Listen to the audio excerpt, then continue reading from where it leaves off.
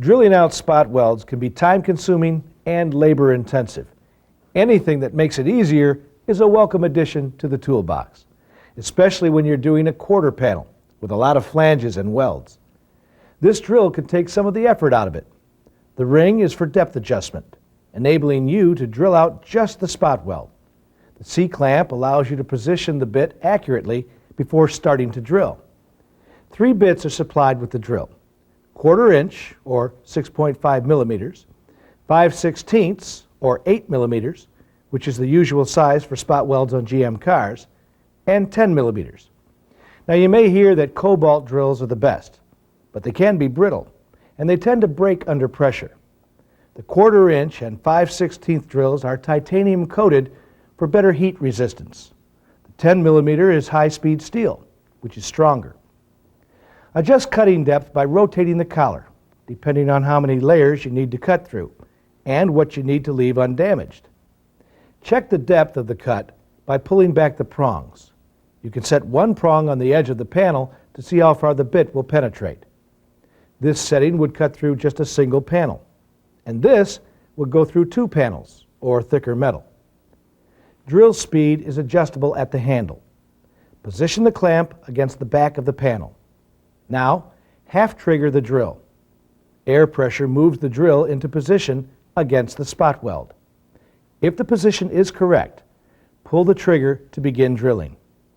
Never trigger the drill when it's not on a panel.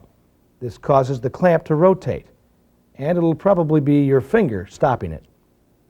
The drill is also pushed against the clamp, wearing or possibly damaging both of them. Now, if you don't have access to the back of the weld, remove the clamp. Place the prongs against the panel and half trigger the drill. Stabilize the drill with your hand and drill the weld in the normal way. Now that you've drilled the welds, they need to be cleaned up and the mating flanges cleaned and prepared for the new panel. The usual tool is a roll-lock disc, and that's what we're using here to knock down any leftover weld slag. But you also want to remove the least amount of metal. So some people prefer to use a clean and strip disc, which is somewhat less aggressive. And of course, it takes off rust and paint around the weld area as well. Here's an alternative. This is a set of a new type of flexible abrasive wheel, known as bristle discs. They use the same roll-lock attaching method, and they're available in 3 grades and in 2 sizes, 2-inch and 3-inch. They're made of a plastic material with the abrasive molded in, so new abrasive is exposed as the bristles wear. The flexible bristles allow them to conform to awkward or irregular surfaces. The green one is approximately equivalent to a 50 grit, yellow to an 80 grit, and the white to a 120 grit. Remember, we say approximately because flexible materials, by their very nature, can't be compared to abrasive material like sandpaper on a backing pad. So these discs are aggressive enough to remove paint, flexible enough to conform and clean the surface, but not really remove any material. And that's just what you want. You can see the surface ends up very smooth. After you've made your plug welds, you can use the bristle disc to clean the weld area before applying corrosion protection. That way you won't remove any of the weld material.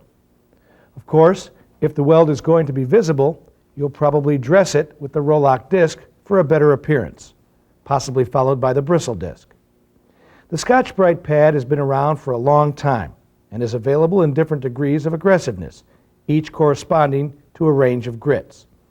The regular pads are somewhat stiff and springy and work best on regular surfaces. They're not as good in awkward or tight areas like on doors. Now there's a new version. It's called a multiflex abrasive sheet.